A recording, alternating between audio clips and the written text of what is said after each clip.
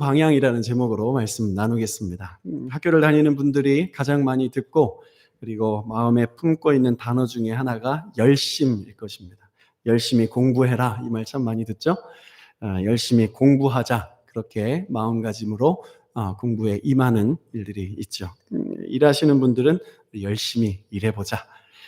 교회에서도 이 단어를 참 많이 씁니다. 열심히 말씀 보자, 열심히 기도하자, 열심히 교회 다니자, 열심히 섬기자, 사랑하자, 이런 말들을 하면서 열심히 어떤 일들을 하게 되죠. 이 열심이라는 사전적 정의는 어떤 일에 깊이 마음을 기울이는 것이라고 되어 있어요.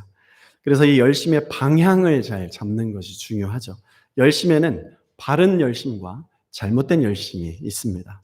오늘 본문에 열심의 두 방향이 나오는데, 한 가지는 예수님의 열심이고 또 한 가지는 바리새인과 본디오 빌라도의 열심이에요. 사람은 늘 자신의 그 길을 점검하면서 가야 되는데, 세계적인 성악가들은 최고의 반열에 있음에도 가장 중요하게 생각하는 것은 타인에게 내 목소리를 점검받는 것, 레슨 받는 일이에요.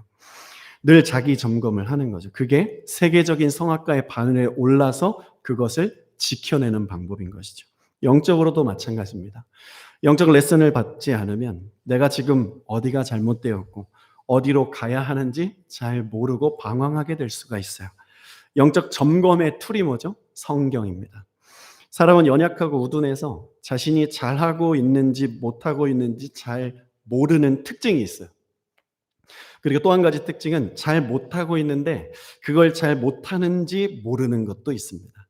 모르는 이유는 무엇입니까? 첫 번째는 경청이 잘 되지 않아서 그래요. 먼저는 하나님께 경청해야 되고, 그리고 지인들에게 경청하는 것. 경청이 안 되면 해석의 오류와 오해가 많아집니다. 하나님께도, 관계 속에 있는 우리 어떤 사람들에게도 영적 점검을 늘 해야 되는데, 점검 장소는 어디입니까? 교회라는 것이에요. 교회 와서 예배하고 말씀 받고 소그룹으로 말씀 나누는 그 일들을 통해서 은혜가 더욱 풍성해지고, 내가 받은 은혜와 저 사람이 받은 은혜가 다르기 때문에 그 은혜를 서로 나눌 때 은혜의 그 풍성함을 더 느낄 수 있게 되는 것이죠. 그렇게 서로 경청하고 말씀으로 소통하면서 영적으로 깨닫고 성장하는 것, 이것이 교회가 해야 할 아주 중요한 사명입니다. 교회는 말씀 안에 거하는 훈련을 하는 장소죠. 그것으로 우리의 영이 보호받고 성장할 수 있어요. 유대인들은 말씀의 기준을 넘어섰습니다. 메시아가 온다고 해서 기다렸고, 그 메시아가 왔는데 마음에 들지 않는다고 자신들의 뜻대로 오류로 해석을 하고 그리고 오해해 버리기 시작한 거예요. 신앙은 그래서 단순하지만 어렵다고 하는 것이죠. 이 말씀은 순종하며 가는 것이 아주 좋은 열매예요.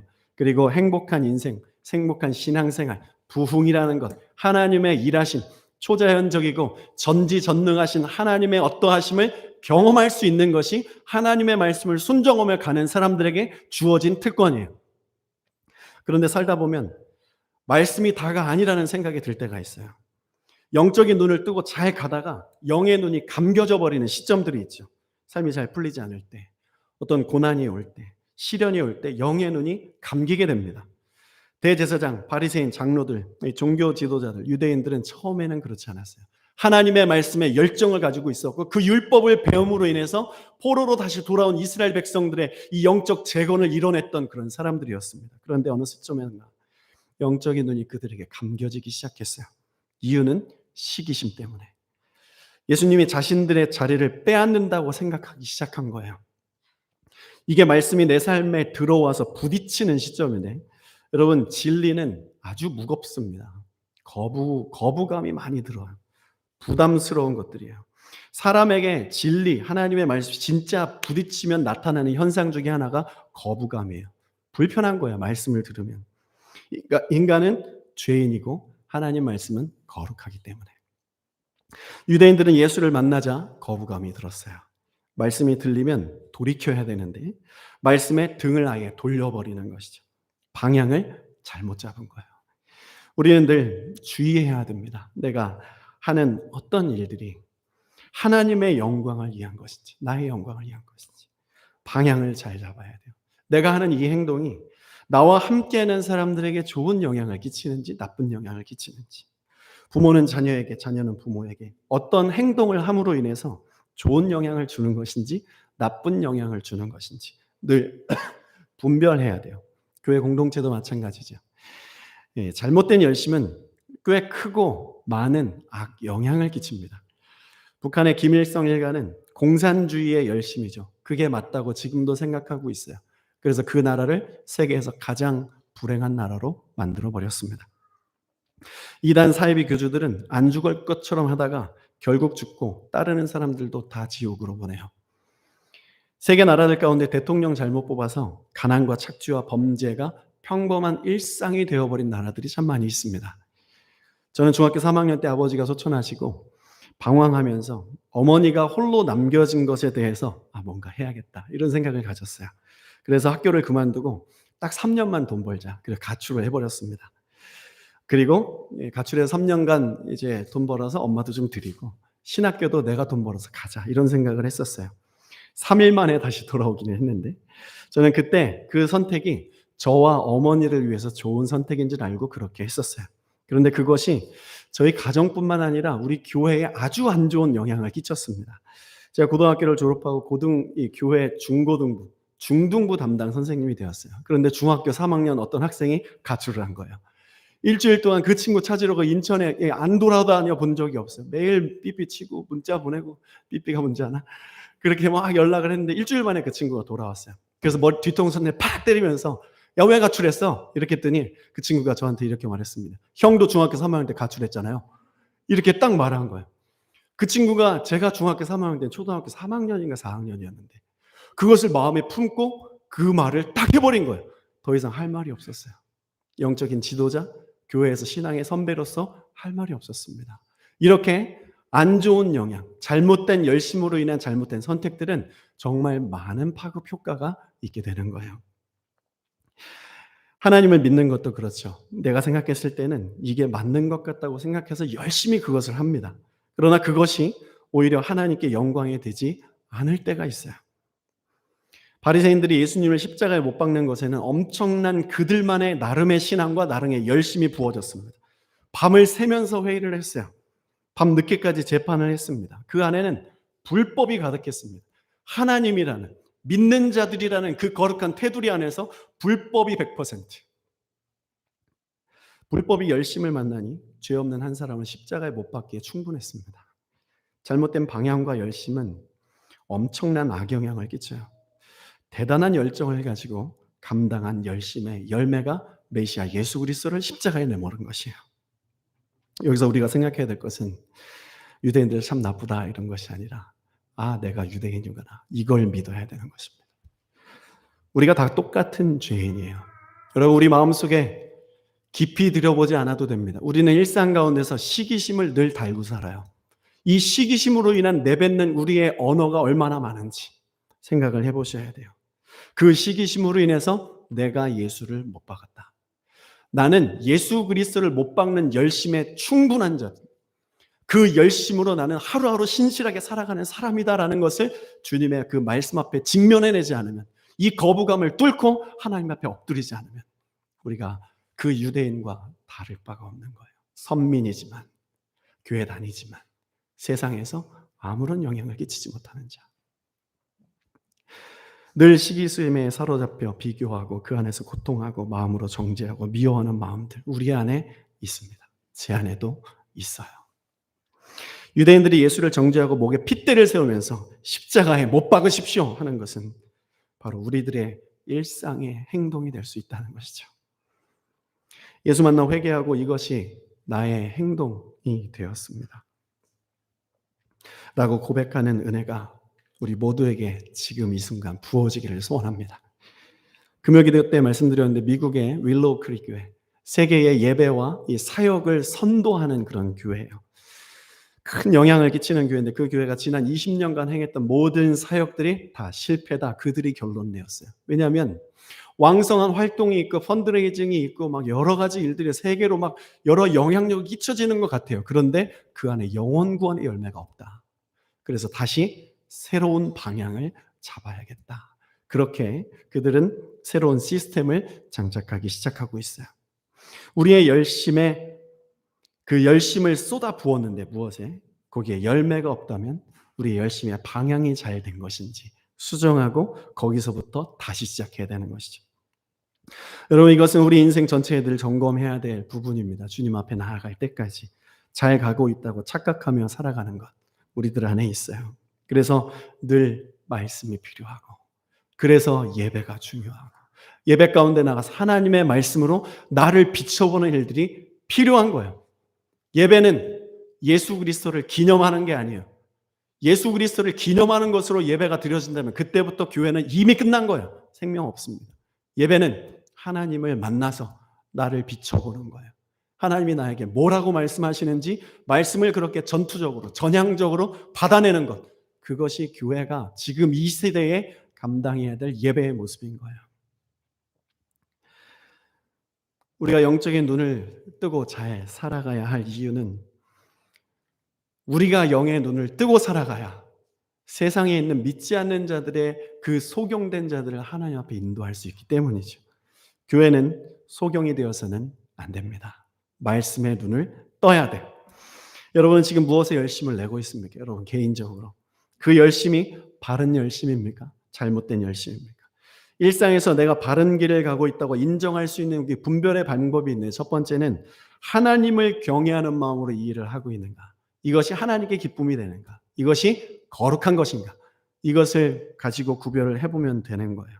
사람의 본분은 하나님을 기쁘시게 하는 것입니다. 전도서 12장 13절 다 같이 일의 결국을 다 들었으니 하나님을 경외하고 그의 명령들을 지킬지어다. 이것이 모든 사람들의 본분이니라. 아멘. 나의 살아가는 그 삶의 방식들이 하나님께 기쁨이 되는가? 첫 번째 분별 방법. 두 번째는 내가 이 일들을 사랑으로 하고 있는지 점검하는 거예요. 부부와 부모 자녀, 교회 공동체가 서로 사랑으로 하나 되고 있는지. 이것을 기준으로 보면 확실합니다. 그 어떤 이론으로도 사랑 위에 설 수 있는 이론이 없어요. 우리는 사랑하기 위해 살아야 됩니다. 사랑하기 위해 말씀 배워야 되고, 사랑하기 위해 기도해야 돼요. 사랑하기 위해 모여야 되는 것이고, 사랑하기 위해 서로 함께 손을 잡고 시도해보는 일들이 있어야 되는 것이죠. 그게 인생의 아름다운 열매를 맺을 수 있는 유일한 방법이에요. 세상은 사랑이 없어서 어둡습니다. 그런 노래 아십니까? 사랑 없는 까닭에. 사랑 없는 까닭에. 그런 찬송가가 있어요. 교회도 능력이 없어서 쇠하는 게 아닙니다. 사랑 없어서 쇠하는 거예요. 다른 이유는 없습니다. 사랑하지 않아서 세상이 어두워지는 거예요. 사업을 하는 남편을 둔 아내가 어느 날 얼굴이 좋지 않았어요. 남편이 물어봅니다. 무슨 일 있어요? 외로워요. 당신이 왜 외로워요? 내가 돈도 많이 벌어다 주고 하고 싶은 거 다 하게 해주는데 뭐가 부족합니까? 이 세상을 둘러보세요. 당신만큼 편안하고 행복하게 사는 사람이 어디 있습니까? 내가 사업을 열심히 하는 이유는 오직 당신과 우리 가정을 위한 것이라는 거 모르십니까? 그런데 왜 외롭습니까? 그 말을 듣는 아내는 눈물을 흘리면서 말했어요. 저는 돈이 필요 없어요. 당신의 사랑이 필요할 뿐이에요. 인간은 이렇게 관계적인 동물이에요. 관계가 좋으면 행복하고 관계가 안 좋으면 불행해요. 여러분, 혼자서는 행복할 수 없습니다. 교회도 마찬가지예요. 우리 마음을 열고 관계를 회복해야 돼요. 하나님과의 관계, 그리고 우리 성도들과의 관계. 여러분 기억하세요. 사탄은 분열을 조장합니다. 미움과 시기와 질투. 지금 유대인들의 마음속에 사탄이 들어와 있어요. 분열을 조장하고 있습니다. 이것이 분열의 불쏘시개 역할을 감당하죠. 미움과 시기와 질투. 여기에 누구나 타겟이 될 수 있어요. 저도 그 타겟이 될 수 있어요. 가장 많은 타겟이 저일 거예요. 그래서 늘 깨어 있어야 되는 것이죠. 십자가 사랑이 우리 안에 회복되어야 이 시기와 질투, 미움, 이런 분열의 모든 것들이 깨어질 수 있고 돌파할 수 있는 줄로 믿습니다. 주님의 십자가의 사랑 어떤 사랑입니까? 다함이 없는 사랑. 와, 하나님의 사랑 받았다. 너무 감사하다. 해도 새로운 은혜가 계속 밀려오는, 계속 새로운 그 십자가의 사랑. 한량없는 사랑. 생명을 내어주는 사랑. 그 주님의 사랑을 많이 받아야 우리가 이웃을 사랑할 수 있어요. 여러분 안에 미움과 시기와 질투가 있습니까? 십자가 앞으로 나아가십시오. 방법 없습니다. 신앙의 바른 길과 바른 열심을 갖기 위해서는 무엇보다 하나님과의 교제가 먼저 회복돼야 돼요. 예배를 통해서 말씀과 기도와 찬양을 통해서 하나님과 영적인 교제를 해야 됩니다. 그리고 더 나아가서 하나님 말씀에 순종해야 됩니다. 여러분, 지금 성령께서 일하고 계십니다. 지금 이 순간 하나님께서 이 말씀으로 우리에게 찾아오십니다. 현대 교회와 성도들, 하나님 음성을 못 들어서 힘을 잃은 게 아니에요. 여러분은 하나님의 음성을 꽤 잘 들을 수 있는 사람들입니다. 순종하지 않아서 힘을 잃은 거예요. 그 유일한 이유는 그거예요. 교회가 부흥하지 않는 이유는 말씀을 깨닫지 못하거나 음성을 못 듣거나가 아니에요. 뭔가 잘못되거나가 아니에요. 내가 하나님 말씀에 순종하지 못해서 그래요. 순종의 최고, 사랑하지 못해서 그런 거예요. 목회자들 설교의 수준, 예전 목사님들보다 훨씬 더 수준 높아졌어요.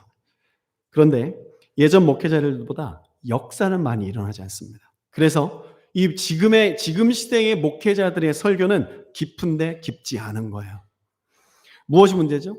목회자도 마찬가지로 순종이 문제예요. 자기가 전한 말씀을 믿지 않아요. 저는 예배당에서 어떤 목회자가 설교를 할 때 그런 것 같습니다라고 진리를 이렇게 선포하는 것도 봤어요. 믿음이 없는 거예요. 믿음이 없으니 신앙의 양심은 있어서 그런 것입니다라고 선포하지 못하는 거예요. 그런 것 같습니다. 이것이 우리들의 신앙의 현실 아니겠습니까?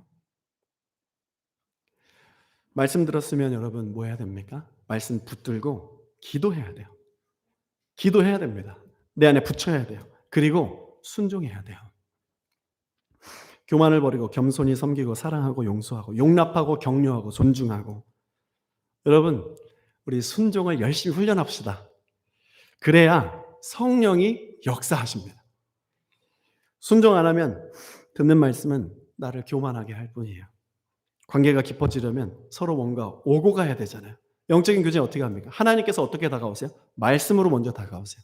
그러면 그 말씀 듣고 우리는 이렇게 말씀하셨네요? 이렇게 순종하겠습니다. 순종으로 하나님께 반응하는 거예요. 응답하는 거죠. 그러면 주님이 어떻게 하십니까? 성령을 보내주세요. 성령 받은 우리는 은혜를 받는 거예요. 하나님의 복을 받는 거예요. 하나님 살아계심을 아는 거예요. 그리고 하나님의 살아계심이 내 안에 경험되고 그것을 간증하는 거예요. 할렐루야. 하나님의 말씀이 오고 말씀 붙들고 순종하고 하나님은 성령을 보내주시고 우리는 은혜를 받고 능력으로 세상을 변화시키고. 할렐루야. 그런 은혜가 우리 안에 있기를 소원합니다. 유대교는 소망이 없었어요. 왜냐하면 종교 지도자들, 오늘 본문에 기록된 대제사장과 장로 그리고 서기관들이 말씀 위에 서버렸습니다. 하나님과의 관계가 멈춰져 버렸어요. 말씀 위에 그들이 있었죠. 하나님이 왕이 아니라 주님이 왕이 되었어요. 내가 말씀을 따르는 것이 아니라 말씀이 날 따라야 된다는 이 생각을 가지고 있었어요. 잘못된 기준이죠. 이 잘못된 기준을 잡고 열심히 행동을 하니 잘못된 열매를 내게 돼 있는 것이에요. 그래서 영적인 공동체를 육적인 공동체로 만들어버렸어요. 이들 마음에는 시기와 질투가 있었고 자기 자리를 빼앗기고 싶지 않은 탐심이 가득했습니다. 말씀 위에 올라가 있다는 것은 하나님을 향해 이웃을 향해 내 안에 겸손이 있는지 교만이 있는지 확인해 보면 되는 거예요. 내가 말씀보다 위에 있는지 내가 말씀 아래 거하고 있는지 내 안에 하나님을 향한 마음, 우리 교회와 우리 이웃들에 대한 마음이 교만함에 자리 잡혀 있으면 나는 말씀 위에 있는 거예요. 나한테는 생명이 없는 거예요. 여러분 안에는 무엇이 있습니까? 우리가 말씀 아래 거하는 모든 사람 되기를 소원합니다. 마가복음 15장 10절 다 같이 읽습니다. 이는 그가 대제사장들이 시기로 예수를 넘겨준 줄 알미러라. 이 마가복음에는 종교 지도자들이 예수님을 시기하여 시비 거는 내용들을 여러 가지 기록을 하고 있는데 손 안 씻고 떡 먹는 것부터 시작해서 안식일 날 일하는 것들, 병자를 고치는 것들, 세금에 대한 부분들을 가지고 여러 가지로 예수님께 시비를 걸었어요. 왜 시비를 걸었습니까? 시기심 때문에. 그냥 싫은 거예요, 예수님이. 예수님이 한번 싫기 시작하면 그 다음에 어떤 일을 하든지 어떤 기적이 내 눈앞에 보여도 그냥 싫은 거예요. 다 끝나는 거예요. 사람 싫으면 잘해도 싫고 못한 건 더 싫잖아요. 여러분, 우리는 늘 시기하는 마음들을 조심해야 됩니다. 이 마음은 도적같이 임해요. 내가 이 마음을 집어삼키는 것이 아니라 어느샌가 내 안에 들어와 있어요. 이 시기심의 마음은. 그것을 잘 감지하지 못할 수 있습니다. 이 시기심은 비교의식에서 오고 열등감 가운데서 일어나는 것입니다. 저도 참 열등감에 사로잡혀 오랜 시간 살았던 사람이에요. 저희 친형과 참 비교가 많이 되었습니다. 한 20년 동안. 형은 어떻게 생각하실지 모르겠지만 얼굴도 잘생기고, 늘 학교 가면 반장, 학교 전체 회장, 늘 칭찬만 받고 교회에서나 어디서나 늘 대우받고 인정받고 존중받는 그런 삶을 살았어요. 그래서 저는 참 주눅든 어린 시절을 살았습니다. 어딜 가나 재미가 없었어요. 가족도 재미없고 학교도 재미없고 교회도 재미없고 그렇게 재미없게 인생들을 살아갔어요. 그러니 형과 관계도 좋지 않죠. 버스를 타면 형이 앉는 곳에서 제일 먼 곳에 앉는 것이 저의 미션이었어요. 뒤로 가면 앞에 가서 앉고 앞에 가면 저 뒤에 가서 앉고 그렇게 학교를 다녔었습니다. 그래서 형을 이기고 싶은 그런 마음이 있었어요. 내가 뭘 하면 이길 수 있을까? 내 힘은 센 것 같다. 운동을 하자. 열심히 죽어라 운동을 했습니다. 근데도 인정이 안 되고 이 힘이 센 것이 증명이 되었는데도 제 마음의 그 비교의식이 해결이 안 되더라고요. 결국 복음이 해결하셨습니다. 나중에 이 예수 그리스도의 그 복음을 인격적으로 만나고 제 심령이 깨져버렸어요. 비교의식, 열등감, 교만이다 말씀하시더라고요. 죄송합니다. 철저하게 깨트리고 주님께서 제 안에 있는 이 비교의식, 열등감, 마음의 상처들을 하나씩 하나씩 만져주시기, 십자가에서 만져주기 시작하셨어요. 복음이 깨달아지니까 그렇구나. 내 안에 시기심이 있었구나. 형을 시기하는 마음이 있었구나. 우리는 형제로서 합력하여 선을 이루어서 부모님을 기쁘게 하고 우리가 갖지 못한 이 서로의 장점들을 가지고 어디서든지 합력하여 선을 이루어야 되는데 서로 가지지 않은 것들만 바라보고 미워하고 있었구나. 그런 생각이 들면서 얼마나 많은 시간 낭비를 했었는가. 이것이 깨달아지는 거예요. 이제 복음은 그것을 다 해결하시고 없애버리진 않으시고 제 안에 흉터로 만들어 놓으셨어요. 저는 그 비교의식과 열등감의 흉터가 너무 확연하게 확인할 수 있는 곳에 자리 잡혀 있어요. 그래서 그런 마음을 가진 사람들을 보면 빨리 인식할 수 있습니다. 여러분들은 각자의 이 죄를 짓는 모습들이 다 다를 거예요. 내가 죄를 짓는 스팟들이 있어요. 그 죄를 짓는 스팟은 복음으로 치러지면 그 죄를 짓는 그 스팟이 흉터로 남아서 그 죄를 가지고 있는 사람들을 잘 알아보게 돼 있어요. 그리고 그 사람들을 회복할 수 있는 그런 아주 중요한 사명을 감당하게 되는 것이죠. 그래서 그런 마음들을 보는 사람들, 그런 마음들을 가지고 있는 사람은 저는 쉽게 감지할 수 있어요. 그래서 그 영혼을 두고 하나님 앞에 기도합니다. 치료하려고 하거나 그 사람을 어떻게 만져주려고 시도하지 않아요. 잘 시도하지 않아요. 앞으로도 그 시도의 횟수는 없을 것 같아요. 왜냐하면 그것은 사람으로 할 수 있는 게 아니기 때문에. 기도하면 성령께서 가서 만져주십니다. 그 만지심의 역사가 있는 거예요. 마음의 질병, 영적인 질병, 육신의 질병, 복음 외에는 약이 없어요. 여러분 안에는 어떤 시기심이 있는지 한번 생각해 보시면 좋겠습니다. 없다고 하면 그분은 신이거나 거짓말하는 거예요. 인간은 누구나 마음속에 그 시기심을 가지고 있어요. 아직 그 상처들이 있다면 복음의 약을 바르십시오. 예수 십자가를 내 안에 부어달라고 기도하기 시작하세요. 그러면 하나님이 회복하기 시작하실 줄로 믿습니다. 그래야 상처가 아물고 그 흉터로 세상을 치유할 수 있어요. 예수를 믿으면 멋진 사람이 되는 것이 아니에요.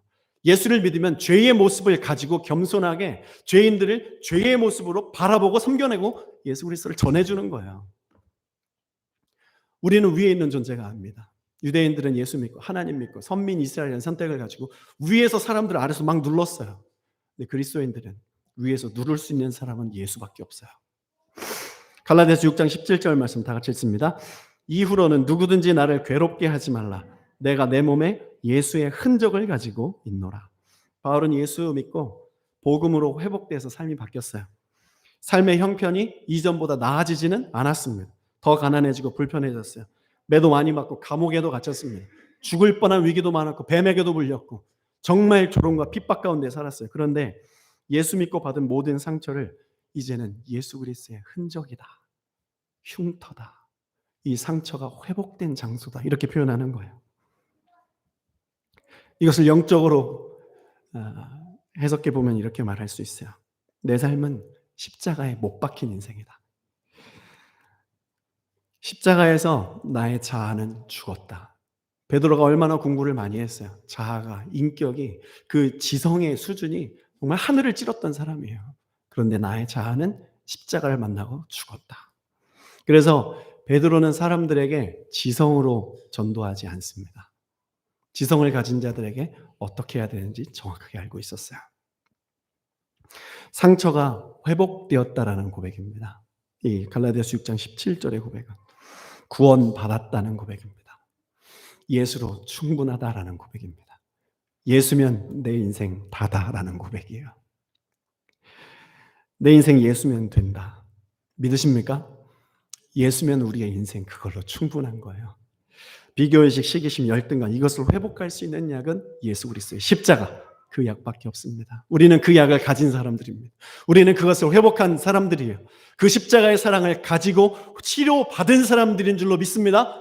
이제 우리는 어떻게 해야 됩니까? 그 약 가지고 세상에서 살아야 되는 거예요. 지금 세상에 전쟁과 분열과 구테타, 싸움이 많이 일어나는 것은 상당 부분 인간의 시기심 때문이에요. 비교의식 때문이죠. 중국은 미국과 비교의식하여 시기심 가운데 전쟁을 벌이고 있어요. 교회는 영적으로 일어나서 이런 육신적인 더러운 것들을 성령으로 대치해야 돼요. 성령으로 대치하는 것은 교회에게 주어진 것이에요. 성령으로 어떻게 대치합니까? 예수 십자가의 복음을 전하는 거예요. 십자가의 복음을 나의 삶에 적용하며 순종하며 살아가는 거예요. 그럴 때 내 삶 자체가 예수의 십자가의 보혈이 되어서 누군가를 회복할 수 있는 거예요. 사랑하는 여러분, 우리 주님 앞에 일어납시다. 시기심 가운데 감정 낭비하지 마시고 시간 낭비하지 맙시다. 하나님 앞에 하나 되기를 힘씁시다. 하나 되기를 힘써서 주의 영광 나타내야 될 건 아니겠습니까? 주의 영광 우리의 삶으로 봐야 되지 않겠어요? 지금 우리들은 출애굽 1세대가 광야 40년을 걸어서 가나안 땅을 앞에 두고 요단강 앞에서 그 땅을 바라보고 있는 그 시점에 있는 것이에요. 이때에 이전 것으로는 안 된다는 이 결단이 필요해요. 출애굽 이 광야 40년을 걸어왔던 그들의 신앙은 광야를 걸어가는 신앙이에요. 그런데 이제 이 가나안 땅이 눈앞에 있는 여호수아 시대 그리고 이스라엘 2세대들의 그 신앙의 시대는 가나안 땅을 정복하는 신앙이어야 돼요. 길을 걸어가는 신앙으로는 안 돼요. 그 땅을 정복하는 신앙. 그러면 무엇이 필요합니까? 신발이 필요합니까? 하나님의 말씀, 성령의 검이 필요한 거예요. 나를 걷게 하는 그것이 필요한 것이 아니에요. 교회가 하나 되어야 그 하나된 마음을 가지고 성령의 검 하나님의 말씀을 가지고 세상을 다스리고 정복하는 일들이 우리 안에 놓여져 있어요. 우리는 그 요단강, 그 가나안 땅 앞에 있는 거예요. 우리 다음 세대는 그 가나안 땅이에요. 이 땅을 다스리고 정복해야 돼요. 하나님의 말씀으로. 너는 이 율법의 말씀을 듣고 좌로나 우로나 치우치지 말라. 내가 너와 함께하며 강하고 담대하라. 지금 우리들에게 말씀하시는 거예요. 우리는 그렇게 과거에 우리의 신앙을 버려버리고 새로운 신앙 가지고 하나님의 말씀을 또 읽어내면서 새롭게 읽어내면서 한 번도 읽지 않은 것처럼 그 안에서 하나님께서 어떻게 새롭게 말씀하시는지 창세기 안에서 출애굽기에서 어떻게 새롭게 또 다가오시는지 그 말씀을 기대하면서 읽어나면서 그 말씀 순종해 나아갈 때 하나님께서 그 땅을 정복하는 역사를 주실 줄로 믿습니다. 전쟁은 누가 하는 것이에요? 주님이 하는 거예요. 우리가 할 것은 주를 찬양, 손을 들고 찬양. 전쟁은 주님께 속한 것이니. 할렐루야. 유대인들에게 이런 시기심이 계속 커져서 예수를 모함하고 빌라도 앞에까지 오게 되었어요. 유대인들은 당시에 로마의 속국이었기 때문에 그들이 사형 선고를 내리지는 못했습니다. 사형의 재판의 모든 이것들을 다 짜서 본디오 빌라도에 가져왔어요. 로마가 이 사형을 해야 되는데 본디오 빌라도라는 사람이 그 판결 권한을 가지고 있었죠. 빌라도가 예수를 만났어요. 이미 예수에 대한 소문을 다 알고 있었을 것입니다. 객관적으로 이 빌라도가 예수를 보니 예수에게 사형을 내릴 만한 어떠한 이유도 발견하지 못하는 거예요. 말씀 보겠습니다. 마가복음 15장 12절 14절 다 같이. 빌라도가 또 대답하여 이르되 그러면 너희가 유대인의 왕이라 하는 일을 내가 어떻게 하랴. 그들이 다시 소리 지르되 그를 십자가에 못 박게 하소서. 빌라도가 이르되 어찌미냐 무슨 악을 일을 하였느냐 하니 더욱 소리 지르되 십자가에 못 박게 하소서 하는지라. 특별한 잘못도 없고 증거도 없는데 이들은 예수를 죽이려고 열심을 내고 있었어요. 왜 그렇습니까? 시기심 때문에. 그 시기심이 예수님께 있지도 않은 죄의 목록들을 만들어내요. 그리고 외칩니다. 그냥 죽여라. 일단 죽이고 보자. 나중에 내가 설명해 줄게. 일단 십자가에 못 박아. 자세한 건 나중에 설명해 줄게. 시기심에 대한 이 충동과 선동의 모습들. 이것이 사탄이 템플릿으로 만들어서 교회에 가장 잘 사용하는 방법이에요. 여러분, 마음을 잘 지켜야 됩니다. 감정이 격동할 때가 있어요. 그 감정이 격동할 때 그 감정의 격동과 함께 말과 행동이 나오지 않게 해야 돼요. 돌이킬 수 없는 실수를 합니다. 감정에 따라서 말하면. 운전을 하다가 옆에 차가 툭 치고 들어오면 입을 꽉 다물어야 되는 거예요. 감정을 일으키면 안 돼요. 우리 가까운 사람들이, 관계 속에 있는 사람들이 감정이 상하는 말과 행동을 했어요. 그러면 거기에 반응하지 않는 거예요. 한 번씩만 여러분 더 참으시고 절제해 주십시오. 그게 믿는 자들이 해야 할 일이에요. 우리는 지금 이 시대에 정말 어지러운 세상을 살고 있기 때문에 한 번만 참으면 진짜 성인의 반열에 오를 수 있어요. 한 번만 참고 한 번만 절제하면 우와, 이 사람 진짜 괜찮은 사람이다. 훈련 잘 받았네. 별것도 아닌데. 그냥 한 번 참은 것뿐인데. 여러분, 그렇게 우리가 한 번씩 세상에 우리 인격적인 훈련들을 해나가는 것이 필요한 것이에요. 시기는 오해를 낳고 오해는 사망을 낳습니다. 여러분 안에 그 시기심으로 얼마나 많은 오해를 하였고 얼마나 많은 사망과 상처를 내었습니까? 이 작업은 철저히 사탄의 역사예요. 오해와 왜곡의 역사는 이 세상 주관자 사탄의 지휘 아래에 있습니다. 우리가 그 안에 있을 필요가 없어요. 우리는 예수를 가진 자입니다. 누군가를 여러분 안에 오해하고 있다면 여러분들은 예수의 비단에 나와야 돼요. 빛 가운데로 나오셔야 돼요. 그래야 나의 어둠이 밝혀지죠. 주님께 나오셔야 돼요. 다른 방법이 없어요. 시기하는 마음이 여러분 안에 있습니까? 예수님의 능력 아래 엎드려야 돼요. 해결 안 됩니다, 이거. 해결할 수 있는 것이 없어요. 하나님이 회복하실 수 있습니다. 사랑하는 여러분, 우리는 이런 유대인의 자리에 설 가능성이 너무 많아요. 그래서 깨어 있어야 되는 거예요. 그리고 십자가의 길을 힘들어도 걸어내는 것이 승리하는 방법이에요. 어떻게 십자가의 길을 걷겠습니까? 주변에서 날 모함하고 오해하고 죽이려고 하는 세력들이 있을 때 거기에 반응하지 않는 거예요. 교회를 탄압하고 법으로 막 몰아붙이고 교회를 막 여러 가지로 재정적으로 여러 가지 막 몰아붙이고 그리고 막 이 숨통을 조여올 때 반응하지 않는 거예요. 한국에 교황이 왔습니다. 교황이 왔는데 어떤 극보수 기독교 단체가 이 광화문 앞에 가가지고 플래카드 들고 교황 떠나라, 사탄의 앞잡이 떠나라, 이런 거를 하면 안 되는 거예요. 교회는 그런 행동들이 있을 때 그런 걸로 받아들이면 안 되는 거예요. 이 세상에 총과 칼로 우리를 핍박하고 박해하는 일들이 있어요. 그런데 우리는 총과 칼로 맞서서는 안 되는 종교예요.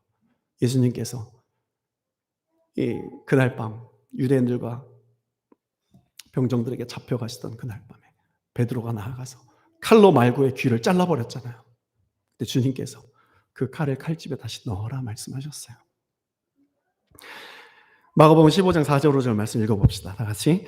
빌라도가 또 물어 이르되 아무 대답도 없느냐? 그들이 얼마나 많은 것을 너로 고발하는가 보라 하되 예수께서 다시 아무 말씀으로도 대답하지 아니하시니 빌라도가 놀랍게 여기더라. 예수님은 그런 것들에 반응하지 않고 흔들리지 않으셨어요.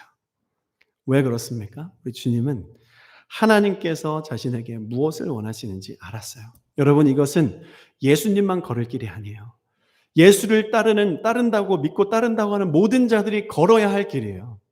우리들에게 시련과 핍박과 조롱과 우리를 죽이려고 하는 여러 가지 박해들이 있습니까? 거기에 반응하지 않아야 되는 거예요.